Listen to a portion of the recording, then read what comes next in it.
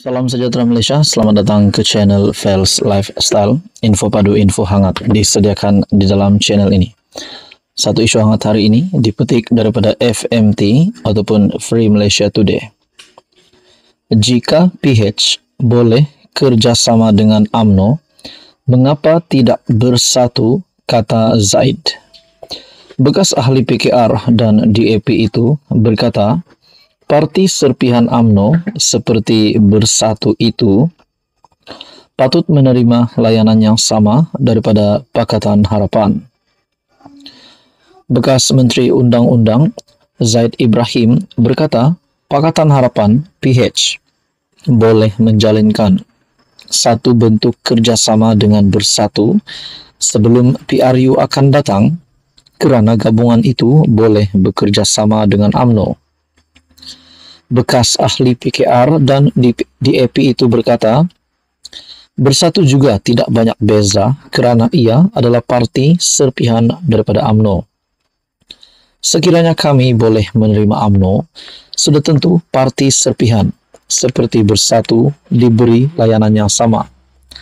Prospek pengerusi PH dan Presiden PKR Anwar Ibrahim berpegangan tangan dengan Azmin Ali, ahli Majlis Pimpinan Tertinggi Bersatu, adalah satu senario yang dialu-alukan, katanya dalam satu hantaran di X.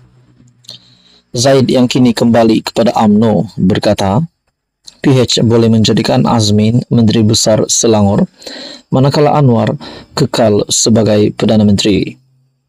Bersatu adalah serpihan UMNO. Ia ditubuhkan pada 2016 dengan bekas Perdana Menteri Dr. Mahathir Mohamad menjadi pengerusinya. Parti itu pernah menjadi sebahagian PH, tetapi keluar dari komponen itu pada Februari 2020 susulan langkah Sheraton yang menyaksikan kerajaan yang diterajui PH tumbang. Bersatu kini diterajui Muhyiddin Yassin dan menjadi sebahagian parti komponen Perikatan Nasional bersama PAS dan Gerakan. UMNO dan PAS pula pernah menjalinkan kerjasama di bawah Mufakat Nasional MN.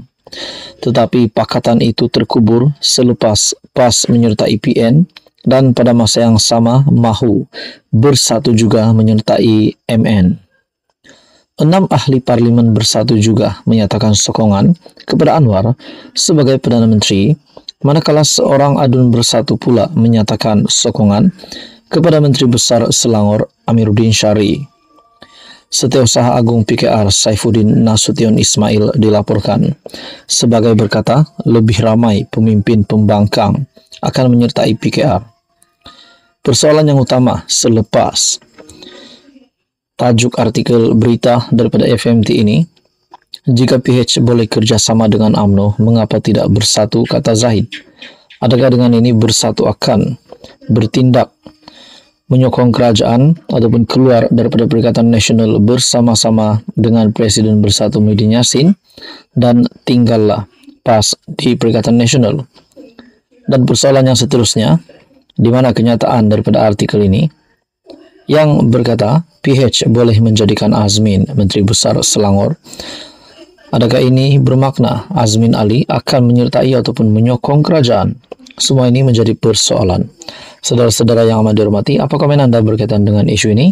Sekian saja, teruskan bersama di dalam channel ini untuk info yang seterusnya. Jangan lupa tekan butang like, share dan juga subscribe. Halo semua, salam sejahtera Malaysia. Selamat datang ke channel Fels Lifestyle. Saudara-saudara yang amat dihormati, sudah pasti ramai yang sudah mengetahui di mana PAS yang berhutang dengan bekas pencetak Haraka.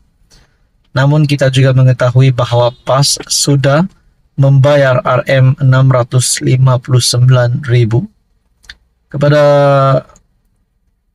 bekas pencetak Haraka. Namun saudara-saudara, pendedahan terbaru yang menyebut PAS masih berhutang RM2 juta kepada bekas pencetak Haraka.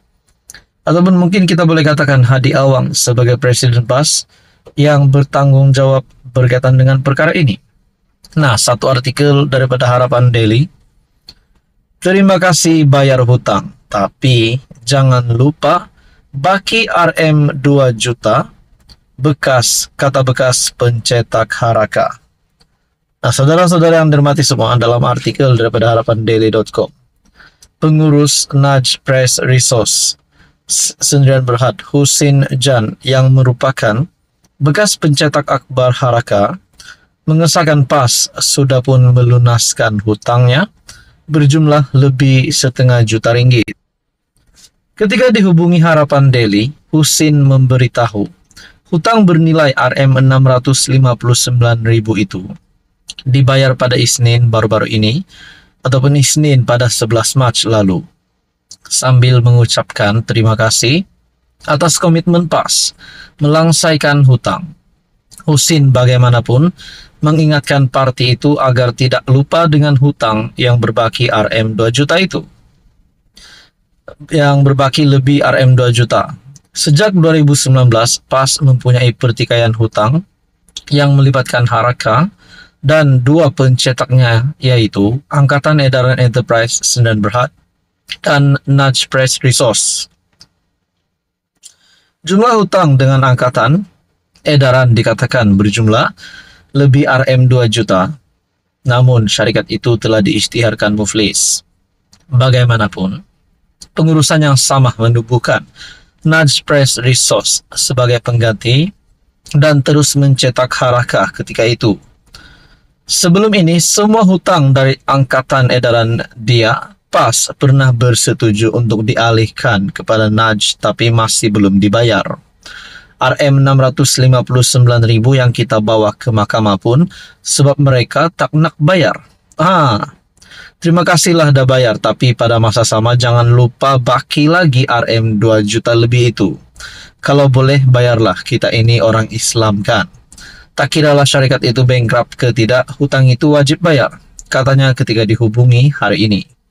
Pada masa sama Husin berkata beliau sebenarnya gembira selepas hakim mengarahkan PAS membayar hutang Nudge Press Resource kerana ia dapat membersihkan namanya yang selama ini dianggap sebagai kaki fitnah oleh penyokong PAS. Selama ini penyokong PAS anggap saya fitnah, bila mahkamah suruh bayar, baru terbukti bahwa PAS tu betul-betul ada hutang dan saya pun tak memfitnah. Selama ini dia orang tak percaya, semua orang ingat saya ini pemfitnah. Sebelum ini orang cakap Husin Jan ni kaki fitnah. Benda ni walaupun berkait politik tapi kena natural lah. Kalau dia dah bayar kita, jangan cakap tak bayar. Tak betul lah, katanya lagi. Pada 2019, tular notis yang mendedahkan jumlah tunggakan hutang akbar rasmi PAS, iaitu Haraka yang mencecah lebih RM 3 juta.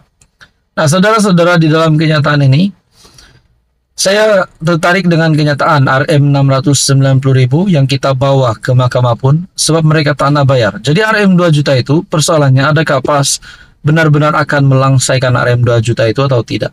Artikel daripada Harapan Daily pada 15 Mac. Apa komen Anda?